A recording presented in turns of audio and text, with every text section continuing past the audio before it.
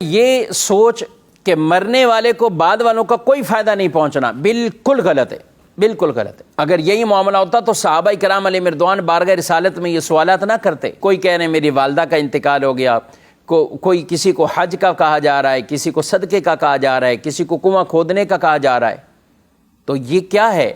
حضرت سعد بن عبادہ رضی اللہ تعالیٰ عنہ بارگاہ رسالت میں حاضر ہوئے، عرض کرتے ہیں یا رسول اللہ صلی اللہ علیہ وسلم سعد کی والدہ فوت ہو گئی، کون سا صدقہ افضل ہے، کون سا صدقہ میں ان کی طرف سے جو کروں؟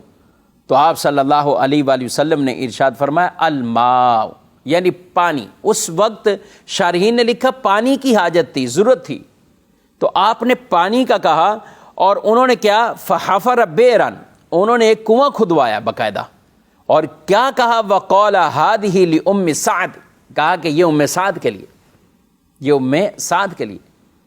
تو ام سعد یعنی سعد کی والدہ رضی اللہ تعالی عنہا، وہ تو دنیا سے جا چکی، ان کو کیا یہ پہنچایا جا رہا ہے؟ ثواب پہنچایا جا رہا ہے، مخلوق اس سے فائدہ اٹھائے گی، پانی میسر ہوگا، اور وہ سعد کی والدہ کو ان کا ثواب پہنچے گا۔ تو یہ ناظرین کرام بیسک یہ ایصال ثواب ہے۔ اس لیے کئی لوگ ایسے ہوتے ہیں کہ جو بعض اوقات ان چیزوں میں سوالات اٹھاتے رہتے ہیں، اور ہمارے عام بولے بالے سنی مسلمان وہ پریشان ہو جاتے ہیں کہ یہ کیا ہوا؟ ہاں یار، اس کی روایت تو معلوم نہیں، اس تیجے کے حوالے سے معلوم نہیں، برسی کے حوالے سے۔ تو تیجا ہو، برسی ہو، 10واں 20واں، اس میں ہوتا کیا ہے؟ کیا ہوتا ہے آپ خود بتائیے؟ قرآن خوانی ہوتی ہے، کہیں درود پاک پڑھا جا رہا ہے، کہیں ذکر و اذکار پڑھا جا رہا ہے۔ جی ہاں، قرآن خوانی کرنا، درود پاک پڑھنا، ذکر و اذکار کرنا، اچھا پھر اسی طرح نیاز کی صورت ہوتی ہے، اس کا اہتمام کر دینا۔ تو یہ سارے کام وہی ہیں جو ثواب والے کام ہیں۔ 11ویں شریف ہو تو کیا ہوتا ہے؟ محفل ہوتی ہے، نعت پڑھی جاتی ہے، محفل ہوتی ہے، بیان ہوتا ہے، واعظ ہوتا ہے، ذکر ہو، دعا ہو، لنگر کا اہتمام ہو۔ تو اس میں کون سی ایسی غیر شرعی معاملہ داخل ہوا؟ کوئی غیر شرعی معاملہ داخل نہیں ہوا۔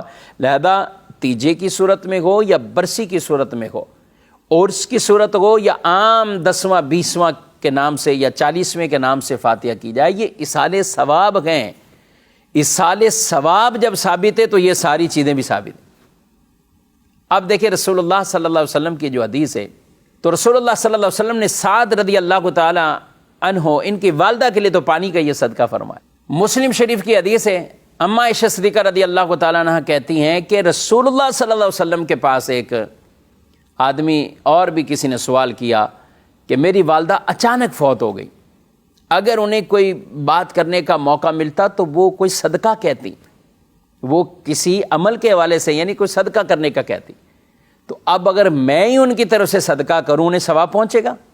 آپ صلی اللہ علیہ وسلم نے فرمایا نعم، انہیں ثواب پہنچے گا، یعنی صدقہ بعد میں آدمی کر رہا ہے اس کا ثواب انہیں پہنچے گا۔ تو چاہے دعا مانگی جائے، صدقہ کیا جائے، یا مروجہ طریقے سے جو فاتحہ کے اہتمام ہوتے ہیں، تیجا 7واں ہو، 40واں ہو، 10واں ہو، 20واں ہو، اور یہ جو اہتمام ہوتے ہیں تو یہ کیا ہے؟ یہ ثواب پہنچانے کے تو ذرائع ہیں۔ اور یہ کیا ہے؟ تو ایک کے عمل سے دوسرے کو فائدہ ہونا، اور وہ بھی مرحوم جو ہے ان کو فائدہ ہونا، تو بالکل یہ باقاعدہ حدیث کے اندر، ایک حدیث نہیں، اس کی کتنی حدیثیں آپ پڑھتے جائیں تو آپ کو اس کی اصل مل جائے گی۔ تو بنیادی اور اصل عقیدہ جو یاد رکھنا ہے وہ ایصال ثواب کا ہے، اور یہ ساری جو چیزیں آتی ہیں یہ اس کے تحت آتی ہیں، یہ شق کے بن کر آتی ہیں۔